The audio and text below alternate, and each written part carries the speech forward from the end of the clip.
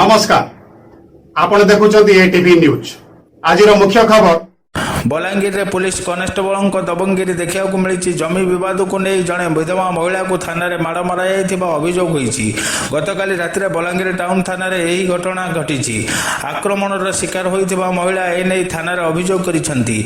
अभियोग अनुसार गांधीनगर पड़ारे जड़े आदिवासी महिला देढ़शुर जगह बिक्री करने को उद्यम करते हेले जमी भाग हो न बिक्री नो ऑब्जेक्शन सर्टिफिकेट महिला दस्खत दरकार होता।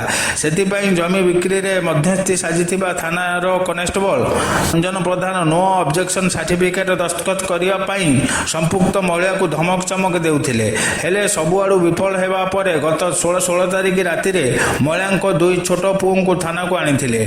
आउ पुओ को नेबा लगी महिला को डकाइथिले।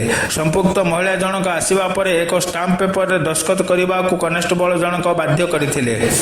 यार प्रतिवाद करिबारु कनेस्टेबल जनक संपुक्त महिला तांको बड़ भौणी और बापा को माड़ मारिथिले बोली अभियोग होईछि। एपरिक टणा उटणा महिला जनक अभियोग रे दर्शाइछंती। महिला जनक थाना बाहर को आनी कचेरी छकरे कनेस्टेबल जनक माड़ मारिथिबा अभियोग होईछि। स्थानीय किछि युवक महिला को उद्धार करथिले। अन्य पक्षरे एही घटना को नहीं बलांगीर टाउन थाना रे मामला रुजु होईछि। तेबे माड़ मारिथिबा अभियोग को संपुक्त कनेस्टेबल खंडन करुछंती। बलांगीर गुप्तेश्वर पोस्टिंग रिपोर्ट एटीवी न्यूज ओडिया।